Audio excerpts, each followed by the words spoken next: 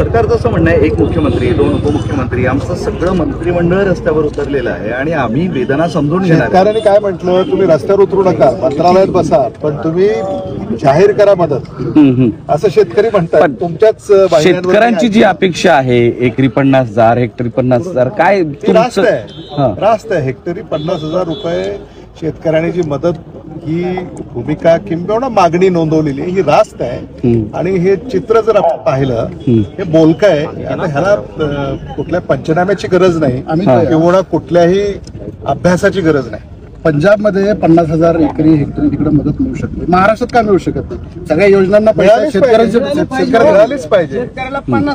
मिळालीच पाहिजे. आता तुम्ही इथं बांधावर आलात, उद्धवजी येत आहेत, पण त्यावर आता डीसीएम असं म्हणाले सकाळी एकनाथ शिंदे की आम्ही पाहणी केलेली आहे, आता ते पाहणी करून मदत करणार आहेत का? आता मला असं वाटतं त्याच्यावर काही राजकीय टिप्पण्या करायची गरज नाही. शेवटी शेतकरी अडचणीत आहे, महाराष्ट्र अडचणीत आहे, मराठवाडा अडचणीत आहे आणि अडचणीत सापडलेल्या शेतकऱ्याला म्हणजे त्याची विचारपूस करायला सुद्धा आता यायचं नाही का? मग सरकारचं काय म्हणणं आहे? पालकमंत्री म्हणतायत ओला दुष्काळ हा शब्द शासकीय दप्तरी नोंदच नाही घ्यायची.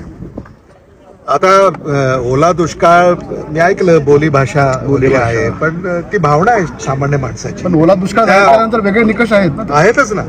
आहेतच आणि त्या निकषाद्वारे शेतकऱ्यांना मदत झाली पाहिजे म्हणून शेतकऱ्यांनी मागणी केली आहे. आणि काँग्रेस पक्षाने सुद्धा महाराष्ट्रामध्ये ओला दुष्काळ जाहीर करावा अशी आमची भूमिका आहे आणि प्रमुख मागणी आहे.